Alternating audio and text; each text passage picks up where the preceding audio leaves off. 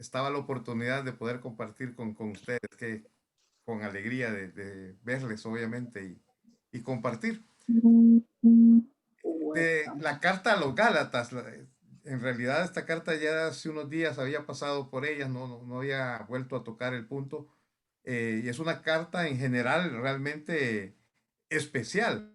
Ustedes que han estado leyendo paso a paso, verso a verso la carta, lo notaron en las semanas anteriores que estuvieron leyendo, la verdad. El apóstol Pablo deja de lado la ética en la escritura, ¿verdad? Apenas se presenta, inmediatamente les dice, ustedes andan perdidos, ¿verdad? ¿A quién los engañó? ¿Qué fácil se han separado? ¿Qué les pasa? Y este capítulo 3 inicia con una de las frases que yo creo que es de las pocas frases que son duras hacia personas de la iglesia, ¿verdad? Oh, Gálatas insensatos, Gálatas necios, Gálatas torpes, hasta tontos, en algunas otras versiones usan esa traducción, ¿verdad? Empezando este capítulo 3, ese es el inicio, ¿verdad? De esta carta. Así que muestra la actitud del apóstol Pablo contrariado de la actitud que está tomando la iglesia, ¿verdad? La iglesia que se reunían ahí en Galacia, y hacia ellos que va esta carta. Pero interesante porque muchos de nosotros podríamos ser llamados también a veces necios, ¿verdad? Cuando nos podemos desviar. Y el tema particular de la carta en general es básico y es bien concentrado, bien enfocado. Es la salvación por fe y no por obras para que nadie se gloríe. Aunque ese verso es de Efesios, pero ese es el centro de la carta a los Gálatas. Capítulo 1, 2, el apóstol Pablo hace bastante presentación y argumentos de por qué él tiene la autoridad de hablarles y de escribirles de esa manera. Y en el capítulo 3 ya se vuelve un tema más doctrinal, ¿verdad? Más de fondo. En realidad el centro de toda la carta, diría yo, que es precisamente lo que se narra en el capítulo 3. Y, y llama a la reflexión. De hecho, en el capítulo 3 hay alrededor de 10 preguntas que se hace, que el apóstol Pablo se las hace a los de la iglesia. Algunas de tipo retórico y otras para que la gente reflexione. O sea, para ponerlo a uno a pensar si realmente ha entendido lo que es el Evangelio. Y como bien comentabas tú, Carlos, ahorita al inicio, es importante entenderlo bien, ¿verdad? Y el apóstol Pablo ocupa este capítulo 3 y esta parte precisamente para bajarle, ¿cómo se llama?, el regaño que les estaba haciendo, y empieza a darles con mayor detalle qué es y por qué es que la salvación es por fe y no por obras de la ley, ¿verdad? Y pues arrancando ya de lo que es esta sección, me gustaría tal vez si alguien pudiera leer de corrido para tener la visión general del texto, aunque obviamente vamos a regresar a lo que hemos preparado, pero no sé si alguien quiere leer de 3 al 15, del 15 al 29 de corrido.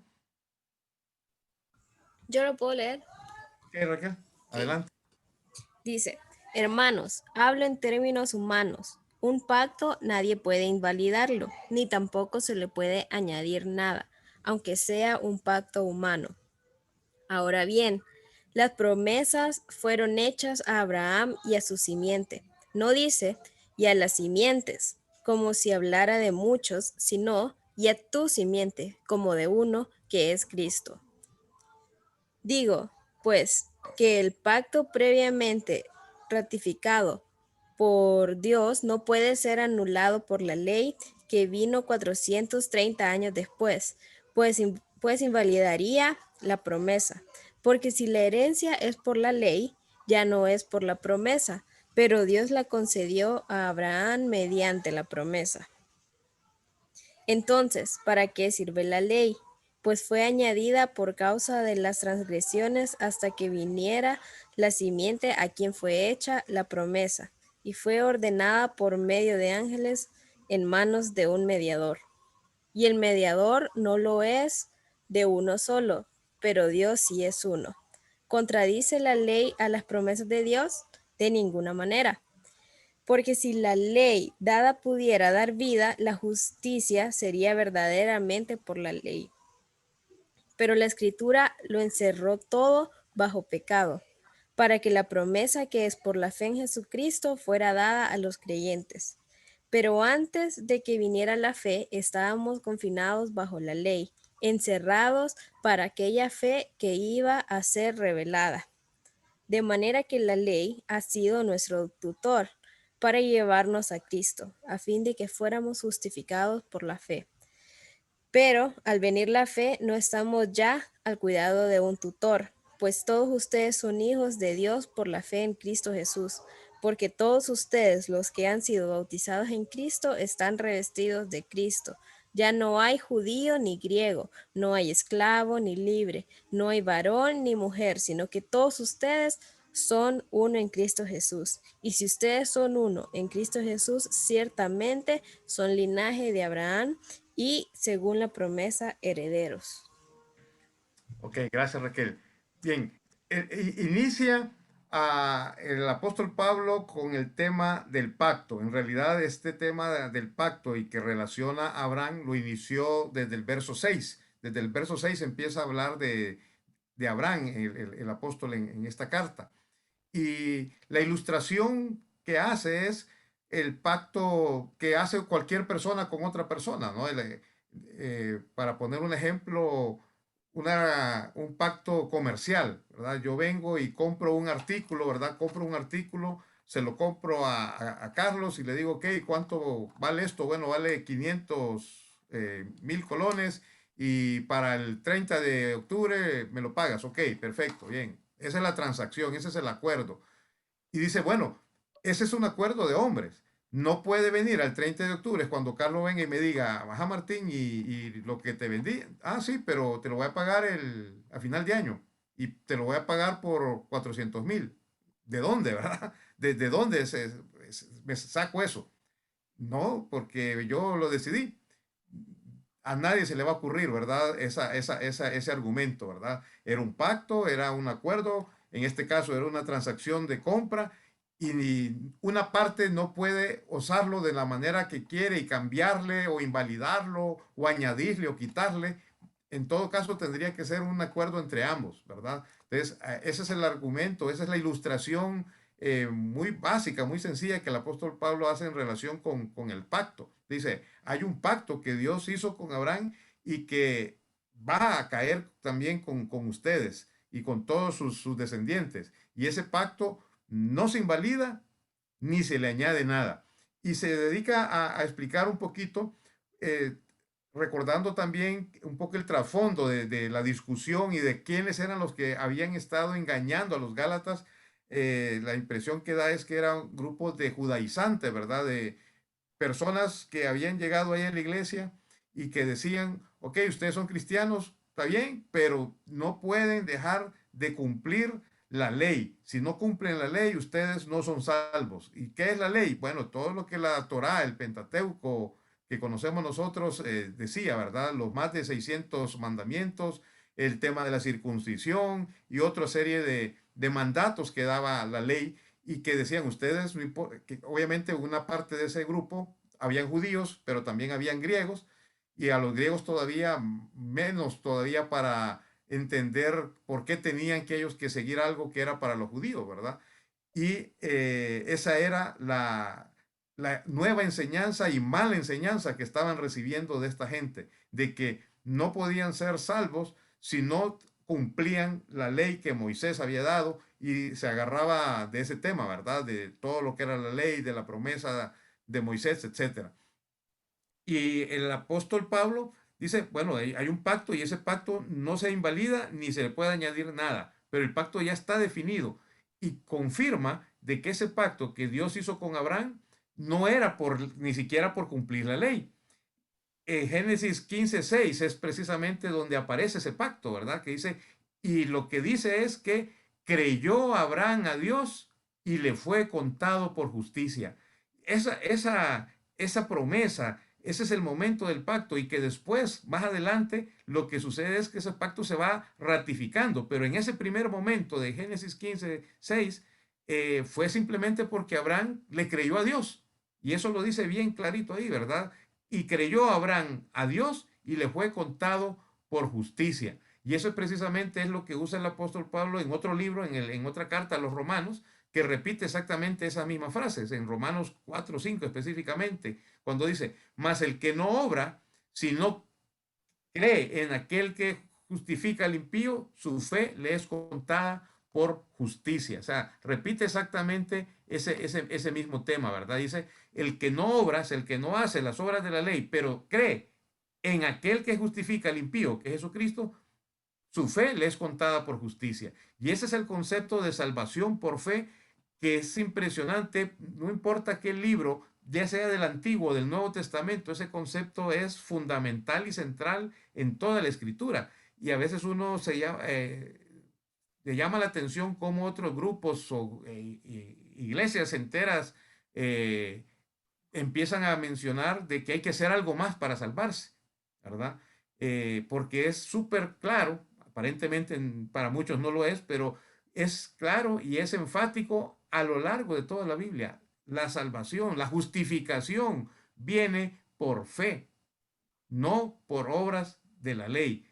Y en los argumentos que presenta aquí el apóstol Pablo a los Gálatas, uno, al decirle el pacto, ni siquiera un pacto entre hombres se le puede quitar o añadir nada. Y si dice que Abraham creyó a Dios y eso le fue por contado por justicia, eso debería ser igual para todos nosotros. No hay que ni invalidarlo ni agregarle nada. Y ese agregarle nada es como que estuviéramos diciendo, que Abraham, además de creer, también tuvo que hacer algo para que eso le contara por justicia. Pero no, simplemente Abraham creyó y eso fue suficiente para contarle por justicia. Y luego pone un par de elementos más. Yo la verdad que me imagino lo había leído, pero ahora que lo volví a leer, hey, qué interesante, qué astuto el apóstol Pablo para presentar, ¿verdad? Porque toda la ley, toda la ley de Moisés fue escrito 400, más de 400 años después de este momento, ¿verdad? Si lo vemos a nivel de los libros, esto sucedió hasta el libro de Éxodo, ¿verdad? Capítulo 12, 13, por ahí que empieza a Dios a darle la ley a Moisés. Antes de eso no estaba la ley. Fue después de eso. Dice, entonces, ¿cómo es que, por qué metemos la ley en el pacto con Abraham si ni siquiera la ley existía cuando se acordó este pacto entre Dios y Abraham? No lo dice aquí el texto, pero me puse a reflexionar un poquito sobre ese mismo tema. Bueno, cuando Dios mandó a Abraham que circuncidara, eh, tampoco estaba, eso fue posterior. En Génesis 15 eso fue antes. Y también que muchas veces también lo relacionan cuando Abraham ofreció a su hijo Isaac, ¿verdad? Y que fue un acto de obediencia y que Abraham lo estaba haciendo porque creía en Dios y que sabía que Dios iba a proveer. Y alguien podría decir, bueno, pero estaba ahí ofreciendo algo. Pero ese caso también viene siendo posterior. Eso sucede, creo, alrededor del Génesis 22. Ya había pasado. Y esos eventos de, de actitudes que Abraham tuvo de obediencia fueron posteriores al pacto. El pacto fue mucho antes que todo eso, en el cual Abraham no había hecho absolutamente más nada, más que creerle a Dios. Y eso le fue contado por justicia. Abraham fue justificado por la fe, no por ninguna obra. Que todo lo que hizo Abraham posteriormente, que ofreció a su hijo Isaac en el altar y que estaba dispuesto a sacrificarlo, bueno, si lo estudiamos con más detalle, veremos de que el fondo de eso era la actitud de obediencia de Abraham, más que el hecho de hacer una obra de holocausto. Pero si lo quisiéramos tomar por eso, tampoco aplica porque eso fue años después de lo que, o al menos capítulos después, si vemos la lectura, de lo que había sucedido en la cual Dios ya había hecho el pacto con Abraham, antes de cualquier obra que Abraham hubiera hecho. Abraham fue justificado por la fe, porque creyó Abraham a Dios, le fue contado por justicia. Y termina un poco ahí repitiendo o confirmando que entonces esa herencia, ¿qué herencia? La herencia que la promesa que Dios le había hecho a Dios Abraham, que iba a ser bendecido y que todas las naciones iban a ser bendecidas a través de él, y que esa herencia no era por la ley, ¿verdad? La herencia es por la promesa que Dios le hizo a Abraham, no por la ley, porque eso fue posterior. Y de hecho, este concepto de que la herencia no es por la ley se repite precisamente en el último verso de esta sección, en el verso 29, cierra precisamente ratificando entonces la herencia que tenemos es precisamente por la promesa que Dios le hizo a Abraham y no por la ley. Y simplemente saco otro verso, el verso 11, que es un verso que también se repite en más de varios autores bíblicos, lo toman y lo citan, ¿verdad? El justo por la fe vivirá. Y no recuerdo, y no sé si don Carlos recordará, pero incluso este verso ni siquiera es su cita original, es del Nuevo Testamento, eso es del Antiguo Testamento, ¿verdad? Creo que es en el libro de Habacuc, donde aparece literalmente, ¿verdad? El justo por la fe vivirá. No sé si estoy confundido, equivocado con qué es de Habacuc donde sale. Carlos, si recuerdas. Correcto. 4. Dice que es Habacuc 2:4. Si lo tienes ahí, lo lees. Te lo busco. Ok, A ver. pero interesante, ¿verdad? Porque este concepto, el justo por la fe vivirá, no era algo nuevo de a Pablo o de la iglesia. Eso era el concepto que venía desde el Antiguo Testamento. Dice, he aquí que aquel cuya alma no es recta se enorgullece, mas el justo por su fe vivirá. Ok, de Habacuc, Antiguo Testamento, ¿verdad? Y es el verso que después el apóstol Pablo cita en más de una ocasión. El justo por la fe vivirá. Bien, pasado esto, entonces, siguiendo la misma dinámica que inició al inicio del capítulo 3 con sus preguntas reflexivas, en el verso 19 hace una nueva pregunta. Ok, después de que ya les he explicado esto, que Abraham es justificado por la fe, no por la ley ni siquiera estaba cuando fue justificado, y cualquier cosa que hizo Abraham fue posterior a la promesa que ya se le había dado. Y entonces la ley, ¿para qué sirve? Sabia pregunta, ¿verdad? Bueno, y entonces todo lo que existe alrededor en aquella época y todo lo que era la historia judía y todo lo demás, todo esa énfasis de la ley, ¿para qué sirve entonces? Por alguna razón tuvo que haberse escrito. Por algo Dios permitió y mandó la ley e hizo con referencia a la ley tantos actos y letra y tinta invertida en el Antiguo Testamento con relación a la ley. Entonces la pregunta es totalmente válida, que vale la pena reflexionar. ¿Para qué sirve la ley entonces? Hace la pregunta, pero el mismo apóstol la contesta, ¿verdad? Y la contesta ahí, pero también podemos usar otros versos para poder reafirmar este mismo concepto. Y tal vez si me buscas ahí, Carlos, de una vez esos versos de Romanos 5:13, 7:13 y 3:23 para leerlos en el momento. Pero, ¿cuáles son tres razones del por qué, para qué sirve la ley? Número uno, porque da al pecado carácter de transgresión, es decir, vuelve al pecado culpa. Antes de que no existiera la ley, en realidad ya estaba el pecado ya existía, y yo creo que la gente igual sabía lo que era correcto y lo que no era incorrecto, pero alguno podía decir, bueno, ¿y en base a qué me dices tú que yo no haga esto?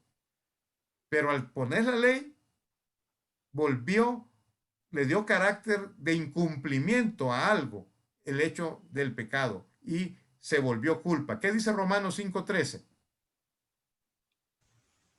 Es cierto, la gente ya pecaba aún antes de que se entregara la ley, pero no se le tomaba en cuenta como pecado porque todavía no existía ninguna ley para violar.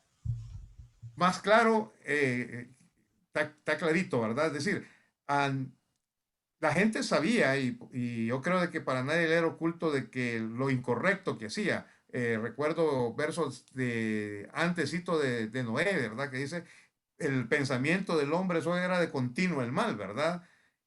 Pero no había ley. Sin embargo, sabían lo que estaban haciendo, pero alguno podría decir, bueno, pero ¿en base a qué me acusas que estoy haciendo algo incorrecto? Bueno, la ley vino precisamente para dejar claro el incumplimiento, ¿verdad? Volverse culpa. Esto es algo bien interesante y me voy a salir un poquito porque hablábamos temprano con don Carlos el tema de lo que he estado tratando de dedicarme en estos últimos meses, que es el tema de consultorías en lo que son las certificaciones ISO 9000, que es donde más o menos un poquito trabajé en ese tipo de normas. Y uno de los puntos es, bueno, ¿qué incluimos en estos sistemas? Cuando venga el auditor, ¿qué me va a preguntar? Y es interesante porque el auditor simplemente va a preguntar lo que dice la norma o si usted dijo de su propia cuenta que iba a cumplir con algo.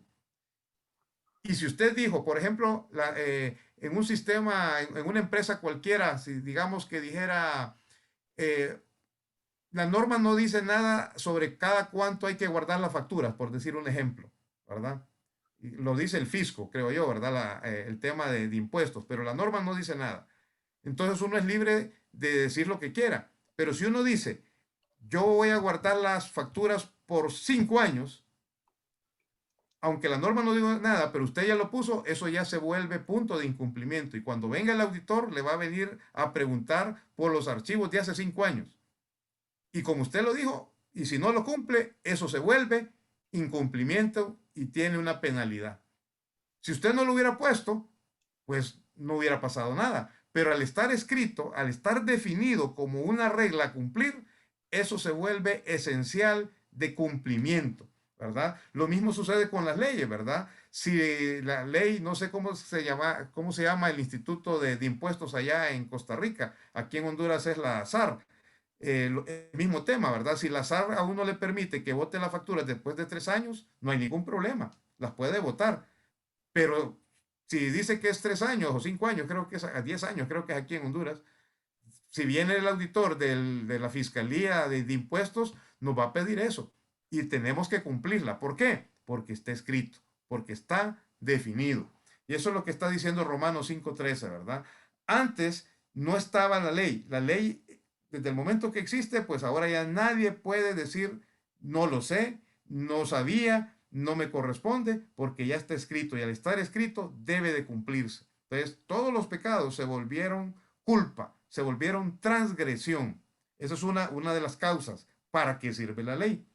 Otra razón de para qué sirve la ley, porque dice, vuelve sobremanera pecaminoso el pecado. Y esto va en relación al mismo punto anterior. Sí, es cierto, la gente ya sabía que era pecado, ¿verdad? Como dicen, está fingiendo demencia cuando, que no sabía y ahora que está la ley, sí sé que es pecado.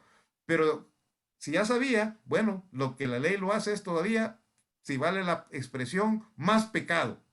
Y eso es lo que dice Romanos 7:13. Pero ¿cómo puede ser? ¿Acaso la ley que es buena provocó mi muerte? Por supuesto que no. El pecado usó lo que era bueno a fin de lograr mi condena de muerte. Por eso podemos ver qué terrible es el pecado. Se vale de los buenos mandatos de Dios para lograr sus propios fines Ok, y malvados. en otras versiones usa literalmente esta expresión, ¿verdad? Es sobremanera pecaminosa. Esa expresión que usó ahorita Carlos en su Biblia, ¿cuál fue la expresión? Gran pecado, ¿cómo dice exactamente? Yo estoy con una traducción viviente y él dice, qué terrible es el Qué pecado. terrible es el pecado, ¿verdad? En Reina Valera aparece sobremanera pecaminoso, ¿verdad? El concepto es que algo bueno, porque dice la ley no es que es mala, sirvió para eso, sirve para eso. Y Satanás usa la ley entonces para tergiversar eso y hacer que ahora la ley sea la incorrecta, ¿verdad? Pero entonces, ¿la ley para qué sirve? Para darnos cuenta más enfáticamente de lo que es pecado y volver realmente culpa el mismo pecado. Y Romanos 3:23 le da una cobertura global, ¿verdad? Para todos. ¿Qué dice Romanos 3:23? Ese me lo sé de memoria. Por Así cuanto es. todos pecaron y están destituidos de la gloria de Dios. O sea, porque todos pecaron, todos están destituidos de la gloria de Dios. O sea, todos han pecado, así que todos están destituidos. O sea, ahora nos damos cuenta entonces de que todo hombre es pecador y está destituido. Todo esto, para eso sirve la ley, ¿verdad? Para darnos cuenta. Y si lo vemos una ilustración normal, la ley penal, digamos, en nuestros países, dice no robar, ¿verdad? Y si alguien roba, ¿qué sucede? Pues ya transgredió la ley y va a cumplir X condena en la cárcel, ¿verdad? Si la ley no dijera, y creo que la señora Carla es abogada, ¿verdad? Y muchas veces esos son los argumentos de los abogados, ¿verdad? Quizás todo el mundo sabe que la acción que cometió la persona era incorrecta, pero se van a buscar qué tan literal o qué tan precisa es la expresión en alguna de las leyes para eso que hizo. Y si no encuentran una literalidad que indique específicamente que eso es incumplimiento, son argumentos que los abogados presentan y así a veces salen libre algunas personas, ¿verdad? Porque literalmente no decía ese acto específico, ¿verdad? Pero en el caso de lo que estamos leyendo, este verso de Romanos 3:23 deja cualquier duda porque dice, todos han pecado y por lo tanto todos están destituidos. O sea, no vamos a encontrar ningún resquicio en la ley para tratar de encontrar que yo no era pecador. O sea, todos hemos transgredido de una u otra manera la ley y por lo tanto todos estamos destituidos de la gloria de Dios. Y entonces, ¿para qué sirve la ley? Podríamos resumir, para darnos cuenta que somos pecadores y por ser pecadores estamos destituidos de la gloria de Dios. Para eso sirve la ley, para darnos cuenta que somos pecadores, de que ninguno es capaz de hacer algo. Acá en Tegucigalpa hemos estado leyendo el Pentateuco. Empezamos hace finales del año pasado en Génesis y hemos estado leyendo y hace unas semanas pasamos por Levítico, Deuteronomio y es mandamiento tras mandamiento, ¿verdad? Y algunas cosas como que son claras, como no matar, no robar, pero hay otras que son discutibles, pero ahí están puestas. Y si se transgredió, se incumplió ya todo lo que es la ley. Y si nos vamos a lo que el Señor Jesucristo nos amplió respecto a la ley, cuando dijo, tú dices de que es pecado porque adulteras al irte con otra mujer que no es tu esposa. Bueno, en verdad, ya pecaste simplemente con haberla visto. Entonces, el estándar que realmente coloca el Señor con respecto al pecado es inalcanzable en realidad para cualquier persona. Y eso, de nuevo, es para hacernos ver de que somos pecadores, ¿verdad? La ley, ¿para qué sirve? Para volver, para que nos demos cuenta que somos pecadores y como tal no podemos agradar a Dios. Estamos destituidos de la gloria de Dios. ¿Y por cuánto tiempo iba a durar esta utilidad de la ley? Bueno, el mismo Gálatas lo dice. ¿Hasta cuándo? Hasta que venga Cristo, ¿verdad? Hasta que venga Cristo. Luego continúa con otra pregunta. En el verso 19. Ok, ya estoy claro para qué sirve la ley, ya estoy claro de que la justificación es por fe, pero entonces, ¿qué significa? ¿Hay alguna contradicción entre la ley y la promesa? ¿Es contraria la ley a la promesa entonces? Verso 21 empieza a desarrollar esa pregunta, ¿verdad? ¿Es contraria entonces la ley? Y es enfático, ¿verdad? No. En Reina Valera dice en ninguna manera. Creo que la nueva traducción viviente usa la misma expresión. De ninguna manera. O sea, enfático. La ley no es contraria a la promesa. Y dice, si la ley pudiera dar vida o vivificara la justicia, pues entonces fuera por la ley. El problema es que la ley no puede vivificar. Por eso es que la justicia por ley. Y este es un tema que quisiera ilustrarlo con la actitud. Yo no sé si alguno ha tenido, ustedes, quizás Carlos y don Carlos, que han quizás en estos grupos de zonas y áreas precarias, hay personas que han estado en prisión, ¿verdad? O que han salido de prisión y las experiencias que ellos cuentan, dicen, bueno, el que va a la cárcel a pagar una condena sale peor de la cárcel. ¿verdad? Y esa es casi siempre la tónica, ¿verdad? Porque no es que la cárcel reforma, la cárcel más bien vuelve más negativo a la gente. No sé si han tenido alguna experiencia ustedes de personas que realmente se terminaron más bien de arruinar dentro de la cárcel.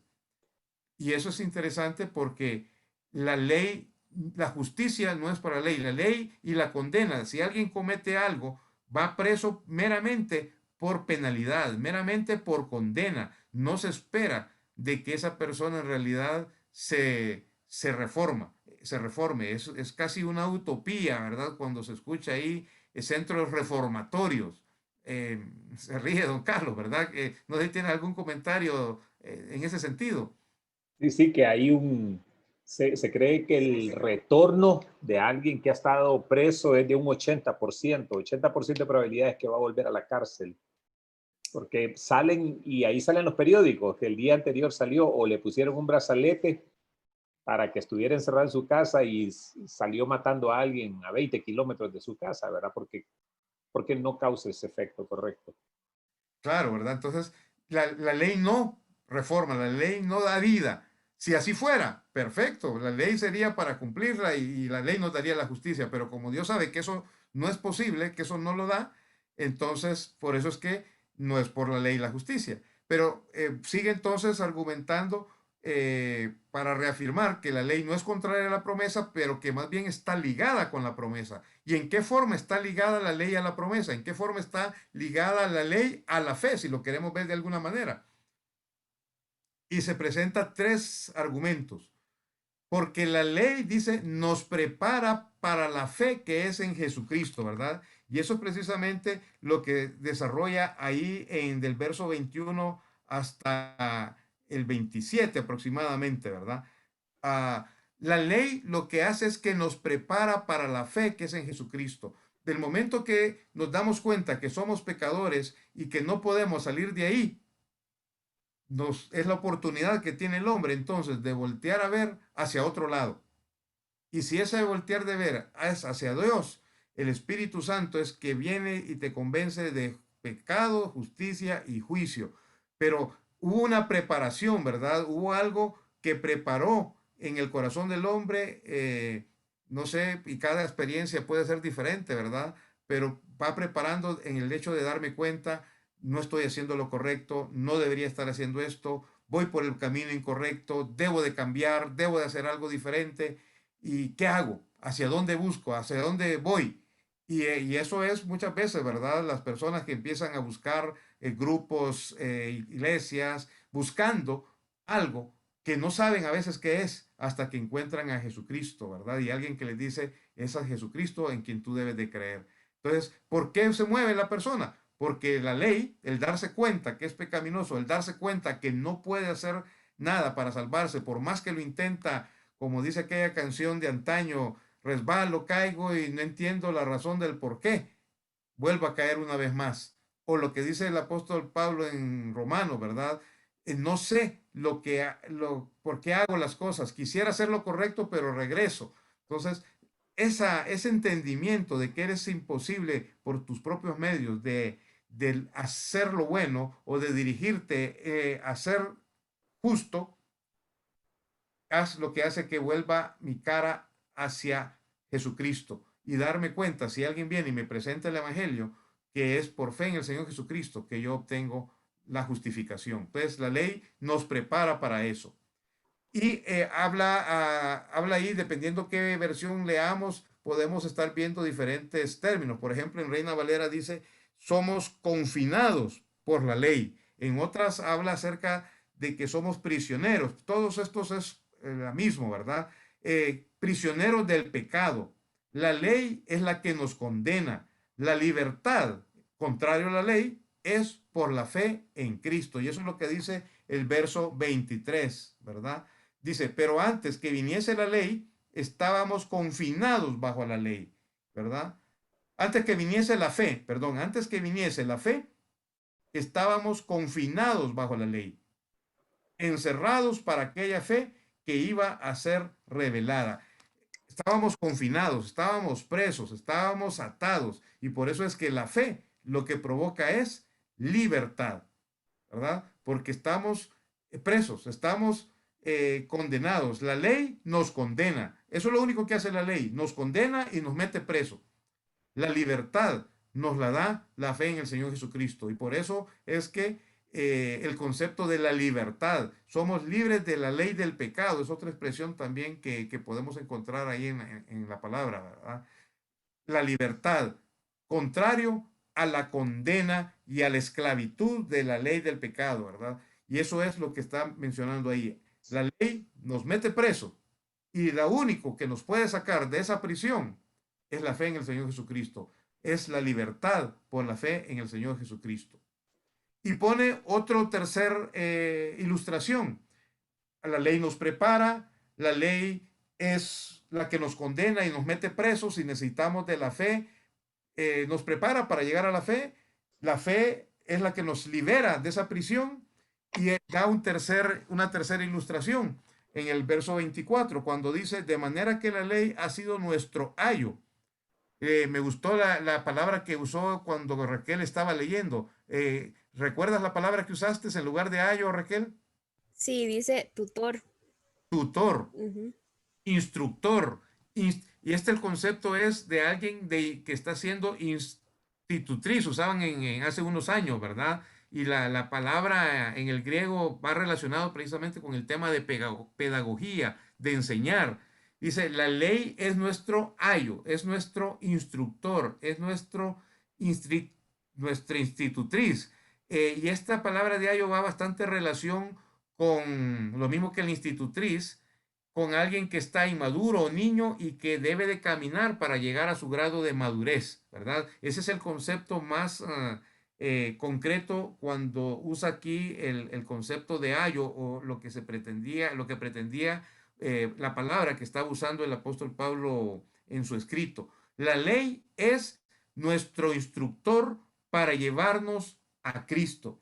Y vale la pena, quizás ahora se ha metido mucha psicología educativa, ¿verdad? Pero don Carlos, Azucena y yo recordaremos que ese instructor, aunque no era hace muchos años, pero eso, el maestro de primaria, y todavía hay uno, no era tan sutil como era ahora, como son ahora, ¿verdad?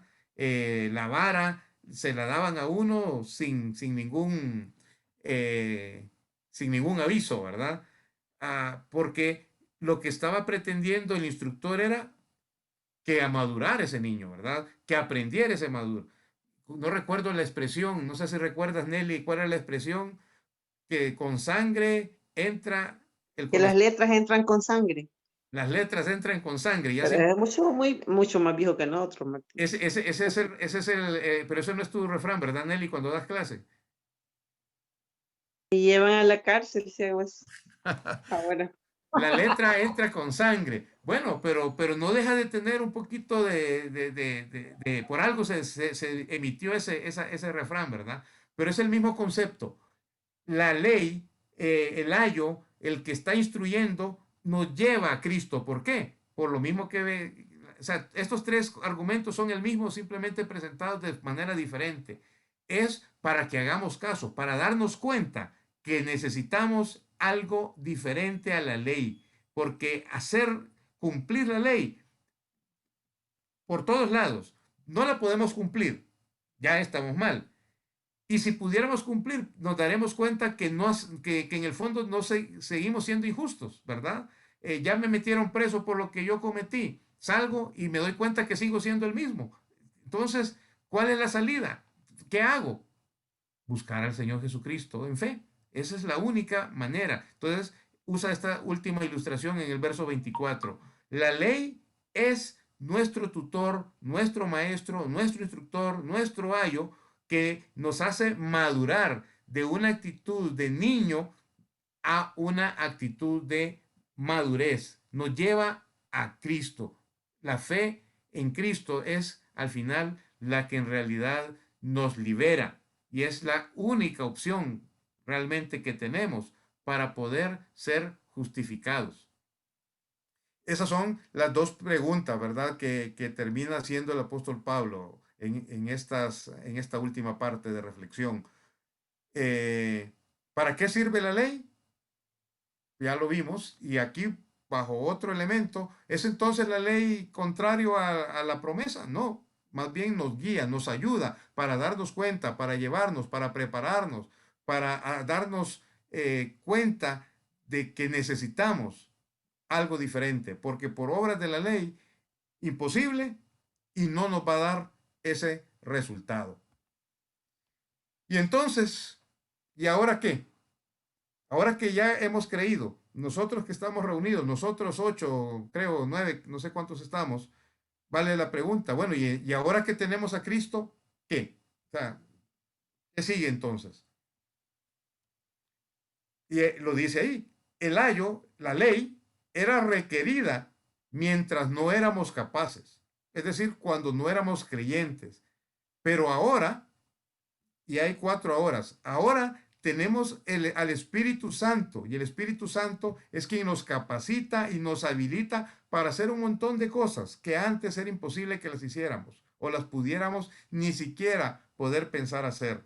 El Espíritu Santo, esa promesa, ese consolador que el Señor Jesucristo dijo, me voy, pero les envío un consolador, y que en el momento que una persona cree en el Señor Jesucristo, el Espíritu Santo viene a morar en nosotros, y ese Espíritu Santo es quien nos capacita, quien nos habilita para cosas imposibles de hacer fuera del Espíritu Santo. Ahora tenemos a Dios como nuestro Padre. Y esto es diferente a hacer la relación. Una cosa es el Padre y otra cosa es el instructor, el tutor. Porque ahora, si fallamos, el tutor lo que hacía era condenar. Ahora, el asunto ya no es con la ley, es con nuestro Padre. Es una relación muy diferente, ¿verdad? ¿Vamos a fallar? Sí, vamos a fallar, pero ya no es un tema de condenación, porque ya no es, nuestro trato ya no es con la ley, ahora nuestro trato es con nuestro Padre, porque en el momento que hemos creído, además que somos salvos y que somos justificados, además de que el Espíritu Santo viene a morar en nosotros, también nos mete en la familia de Dios, porque somos adoptados como hijos de Dios. Entonces, la relación ahora ya no es de un instructor o de un tutor, ahora es una relación de hijo a padre. ¿Vamos a fallar? Sí, vamos a fallar, pero gracias a Dios que como cristianos ya no estamos en condenación, sino que ahora estamos en una relación de padre e hijo. ¿Y ahora qué? Un tercer ahora. Ahora somos verdaderamente libres. Y esto lo van a leer ustedes más adelante en el capítulo 5 de esta misma carta a Gálatas. Lo quise traer para acá. Estad firmes en la libertad con que Cristo nos hizo libres. Y quizás la palabra a subrayar aquí sería, estad firmes. Libres somos, pero tenemos que estar firmes, tenemos que estar conscientes que esa libertad realmente aplica para nosotros. Nosotros podemos estar libres y volvernos nosotros mismos esclavos de nosotros mismos, ¿verdad? Con culpa, con depresión por culpa, porque nos sentimos impuros, porque nos sentimos impropios. Tenemos que recordar que somos libres, que ya no estamos bajo condenación. Otra cosa es que tenemos que ponernos a cuenta con Dios. Otra cosa es que debemos de afrontar con valentía las consecuencias de nuestros errores y nuestras fallas. Pero debemos de estar conscientes que el amor de Cristo nunca se separará de nosotros. Como dice Romanos 8, creo, dice, ni lo alto, ni lo profundo, ni nada, ni ninguna otra cosa creada nos puede separar del amor de Dios. Tenemos que estar firmes en esa libertad. Tenemos que estar bien conscientes de que somos verdaderamente libres. Y eso pues lo vamos a leer más adelante cuando toque ahí Gálatas 5. Y ahora que tenemos a Cristo, un cuarto ahora.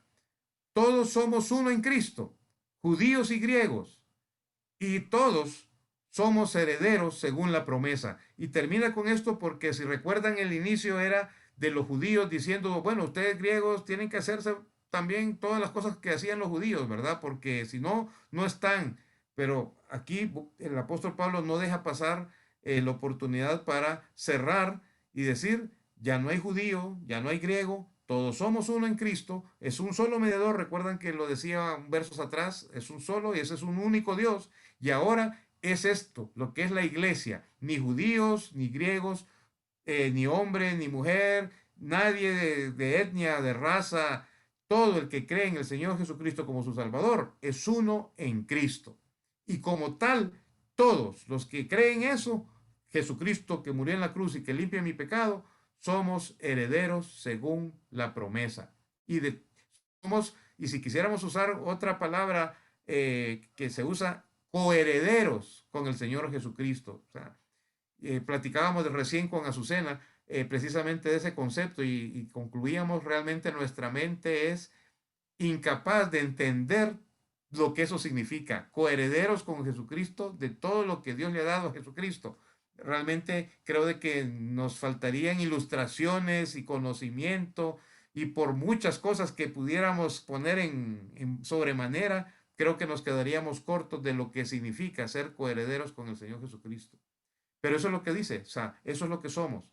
Uno solo en Cristo, no importa quién sea, la única factor es creer en el Señor Jesucristo, así como creyó Abraham, así se nos cuenta a nosotros. Creer en el Señor Jesucristo como nuestro Salvador, eso es lo que nos cuenta por justicia. Y somos coherederos de todo lo que Dios ha dado a nuestro Señor Jesucristo. Así que ahora que tenemos a Cristo, tenemos el Espíritu que nos capacita y nos habilita. La gran discusión, pero ¿qué hago para dejar este pecado? La verdad es de que es buscar a Dios y ayudarte con Él, porque el Espíritu Santo te habilita para hacer muchas cosas que no estás haciendo.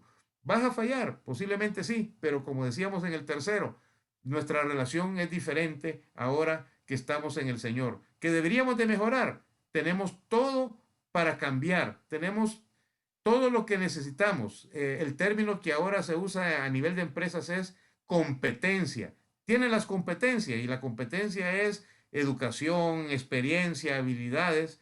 Bueno, el Espíritu Santo es quien nos hace competentes para poder avanzar y si queremos usar otro término de empresa, en mejora continua. ¿Verdad? Mejora continua. Y yo creo que calza muy bien el concepto japonés de Kaizen, que es mejora continua, no es un cambio radical de noche a día, es un cambio continuo de pocos pasos, ¿verdad? Y ahí va a depender de cada quien y cómo Dios tiene el plan que ha preparado para cada uno de nosotros. Y como dice eso mismo, la palabra cumplirá el plan que Dios tiene para cada uno de nosotros. No importa qué tanto hayamos mejorado en ese trayecto de mejora continua en nuestra vida espiritual hacia la santidad progresiva, no importa si solo avanzamos un pasito o si avanzamos 10, el Señor, la promesa del Señor también es que completará la obra en cada uno de nosotros. ¿Cuándo? Cuando nos complete con ese nuevo cuerpo que nos ha prometido el día que Él venga. Así de que no tenemos nada, o sea, tenemos todas las de ganar, ¿verdad? Y por último, una pregunta para nosotros hoy. ¿Estás confiado en ti mismo para guardar toda la ley todo el tiempo? Algo que no se puede hacer. Y recuerdo la cita de Primera de Juan cuando dice, todos somos pecadores, no hay uno. Es más, el que dice que no peca ya mintió. Entonces, es una pregunta que si la reflexionamos con transparencia y sinceridad, rápidamente deberíamos de reflexionar que no ese es el camino. Y aquí ya no me estoy refiriendo al no converso, me estoy refiriendo a nosotros como creyentes. Estoy confiado en nuestra vida cristiana todavía en la ley, confiado en mí mismo en guardar la ley todo el tiempo. No es que esté malo, pero es una cosa que no nos va a llevar a ningún lado y que tampoco va a tener resultados. Es decir, ya lo vimos. Primero, es imposible y segundo, no nos va a hacer mejor. Entonces, como cristiano, ¿para qué estar enfocado como prioridad en guardar la ley? Dios va a ir poniendo las obras que vamos a ir haciendo, como dice en la segunda parte que muchas veces no se lee de Efesios 2:8, ¿verdad? Cuando dice, por gracia soy salvo y esto no por obras, para que nadie se lo gríe, para que nadie se gloríe, pero inmediatamente dice, porque Dios ya ha puesto de antemano las buenas obras para que andes en ellas. Entonces, la siguiente pregunta es, has elegido aceptar a Jesús como tu Salvador, dándote cuenta de que Él ha cumplido perfectamente toda la ley, incluso pagó con su muerte en la cruz, lo que tú debías haber pagado en castigo por incumplir la ley, porque la paga del pecado es muerte, mas el regalo de Dios es vida eterna. Otro verso clásico, ¿verdad? Romanos 6:23. Entonces, la pregunta para nosotros como cristianos que estamos en nuestra vida cristiana y que está bien que tenemos como meta avanzar en nuestra santidad y ir dejando cosas incorrectas que hacemos, pero si nuestra confianza va a ser en seguir el mandamiento como tal, vamos mal, porque no lo vamos a poder hacer en primer lugar y en segundo, no nos va a dar resultado. Cuando nos demos cuenta que, hey, ya no hago esto, o sea, estoy haciendo esto y esto que dice la ley, pero todavía en mi corazón siguen saliendo los malos deseos, como dice otro verso, ¿verdad? Porque de adentro de tus concupiscencias sale a luz el pecado. Y puedes estar cumpliendo muchas cosas, pero si no hemos puesto que el Espíritu Santo, hemos empezado a caminar en el Espíritu, que es lo que significa, confiando en Él, confiando en la obra. Y eso es cuando el apóstol dice, vas a ir ahora, ¿confiaste? ¿Por qué confiaste? Por fe y el Espíritu Santo está con nosotros. Bueno, si así comenzaste, ¿por qué ahora vas a terminar con la carne? Sigue caminando, sigue andando en el Espíritu. Y entonces, ¿qué tengo que hacer para mejorar en mi vida cristiana, para crecer en santidad?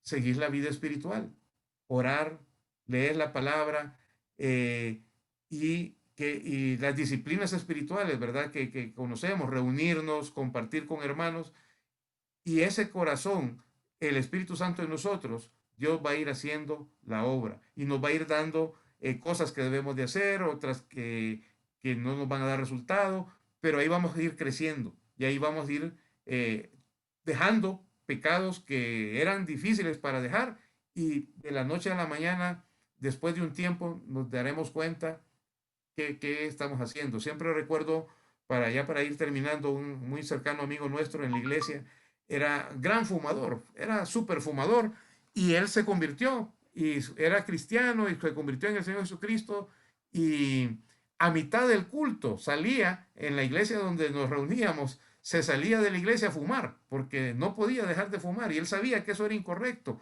y me decía, mira Martín, cigarros electrónicos, boquillas de no sé qué cuentos, me he leído libros sobre cómo no dejar cómo dejar de fumar, me han dado parches para dejar de fumar, me han dado pastillas para dejar de fumar, no puedo dejar de fumar. Hasta que un día le dije al Señor, Dios, ya todos los métodos que he encontrado, todos los he usado y no puedo dejar de fumar. O tú me ayudas a salir de esto o no sé qué. Y empezó, dice que lo dejó de lado, o sea, dejó de buscar tantas cosas que hacer para dejar de fumar, se involucró más en la iglesia, en grupo de crecimiento, empezó a tener su devocional y dice de que no sabe, él sinceramente dice, sinceramente no sé cuándo dejé de fumar, no lo sé. Me di cuenta porque me encontré una cajetilla de cigarros en algo de las cosas que él andaba en su maletín y dije, hey, ¿hace cuánto no compro cigarros? Habían pasado, qué fácil, 4 o 5 meses. Y cada experiencia es diferente, ¿verdad? Pero ah, así obra. Eso es andar en el espíritu y dejar actuar para a veces hacer cambios que si no son en el espíritu, imposible los podemos hacer. Entonces, termino con eso porque si la persona no confía en el Señor Jesucristo, que esté claro que no es cumpliendo obras de caridad o dejando de hacer esto o dejando de hacer aquello o yendo a la iglesia o ahora haciendo esta otra cosa, es que va a ser justificado. La justicia, así como fue con Abraham, como es con todos, desde el Antiguo al Nuevo Testamento, es por creer en el Señor Jesucristo. ¿Creer qué? Lo que el Señor Jesucristo hizo en la cruz, pagar por nuestros pecados. Eso es lo que nos da la justificación, lo que nos da el Espíritu Santo, lo que nos da la redención y lo que nos hace libres de la esclavitud del pecado. Pero de ahí en adelante tenemos que seguir bajo ese mismo tema, andando en el Espíritu, porque es el Espíritu el que nos va a cambiar. Es el Espíritu el que nos va a ayudar a dar pasos significativos en nuestra vida cristiana. Es lo que lo que aprendí compartiendo con ustedes de este tema de Gálatas al terminar el verso 29 y sigan leyendo. Lo que sigue es sobre el mismo temática, pero súper interesante para quedar realmente afirmados. Que eso es precisamente lo que está buscando el apóstol, ¿verdad? Que no seamos vaivenes y que seamos objeto de esa misma recriminación, ¿verdad? Como habiendo entendido bien el Evangelio, ahora estamos queriendo imponernos cargas que no nos van a ayudar en nada.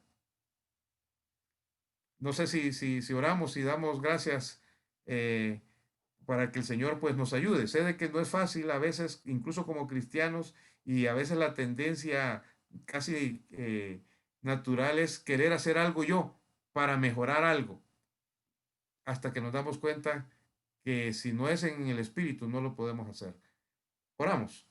Señor, gracias Padre primero te doy gracias por la oportunidad que tú me diste de estar con los amigos y hermanos en Costa Rica, Señor. Eh, Quiero aprovechar para orar por ellos, para su vida espiritual, para todos sus proyectos, sus actividades que hacen allá, que son buenas obras, Padre, y que son buenas para poder captar la atención para que después pues, presentar el Evangelio por fe, ¿verdad? Porque ninguna obra de la ley salva, ni ninguna acción que nosotros hagamos nos van a ayudar en ese crecimiento de santificación. Es andando en el Espíritu que podemos nosotros caminar. Pero ruego, Señor, por don Carlos, sus familias y todos los hermanos allá en Costa Rica, que puedan andar en esas obras que tú has preparado para las diferentes actividades allá en Costa Rica, pero que no se alejen de las disciplinas espirituales, de andar en el Espíritu, que es estar contigo, Señor, sabiendo que eres tú el que hace y nos mueve hacia diferentes niveles. Bendícelos, guárdales y que puedan ser exitosos en lo que hacen, Señor, y que puedan compartir un evangelio claro, tal como tú lo haces y lo haces a través de esta carta del apóstol Pablo y que nos las dejas para que la sigamos leyendo el día de hoy, puedan presentar un evangelio claro a todas aquellas personas en Costa Rica que tengan la oportunidad de alcanzar. Gracias, Padre. Guárdanos y danos salud en medio de esta pandemia también a nosotros y cada una de nuestras familias. En el nombre del Señor Jesucristo. Amén.